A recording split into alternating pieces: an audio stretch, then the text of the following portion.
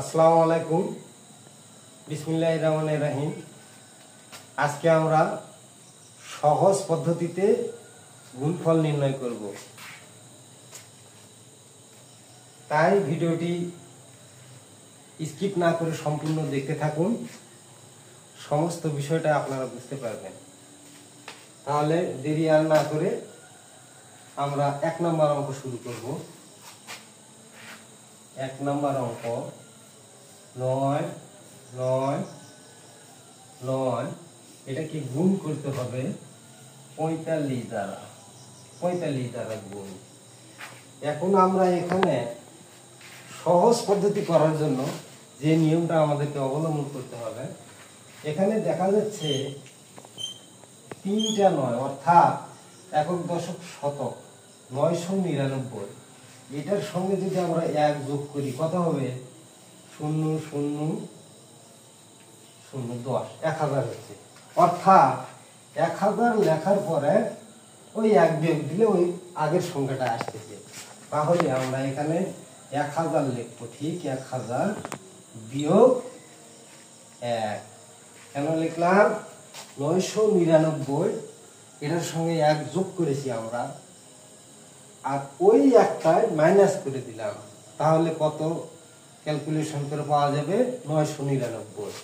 এটা সম্পূর্ণ প্রথম ব্র্যাকেটের মধ্যে আবদ্ধ করা হলো। তারপরে কি হবে? গুণ চিহ্ন আছে, আমরা গুণ চিহ্ন দিলাম। দেওয়ার পরে এখানে 45। এটা জাস্ট বোঝার জন্য, রাত জায়গা সমান সমান আমরা যাব এটাকে 45 দ্বারা গুণ, আবার 1 কেও 45 দ্বারা গুণ। তাহলে আমরা যদি 1000 কে 45 দ্বারা গুণ করি তাহলে কি হবে? এটার আর একটা সহজ পদ্ধতি আছে।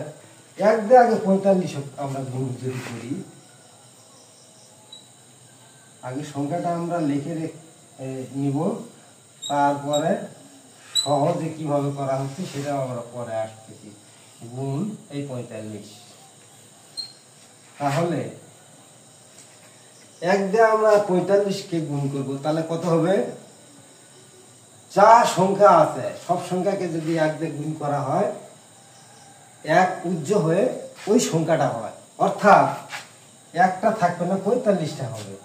তাহলে এখানে 45, অর্থাৎ 45 1 45। এখন যে সহজে 3টা শূন্য থাকলো, এই শূন্য 3টা শুধু বসে দিব, তাহলে আমাদের গুণ হয়ে গেল। পরের ট্রাম কি আছে? বিয়োগ চিহ্ন। বিয়োগ চিহ্ন বসে দিলাম। আবার 1 দিয়ে যদি ওই যে কোনো সংখ্যা গুণ করলে ওই সংখ্যাটা হয়, 1 আর থাকে না। তাহলে 1 দিয়ে 45 গুণ করলাম, কত হবে? 45। তোমরা অবশ্যই বুঝতে পেরেছো। এখন কি হলো?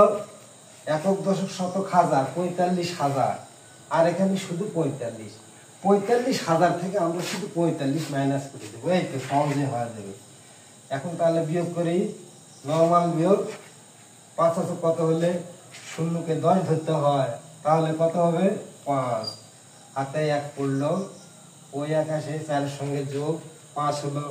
আবার 5 আছে কত হলে?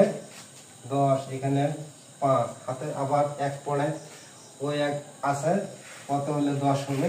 এখানে 9 হাতে আবার 1 পড়ে, ওই 1 4 5 করতে 4, আর হাতে তো কিছুই থাকে না, তাহলে 4 কে 4। তাহলে আমাদের নির্ণয় উত্তর 44,955।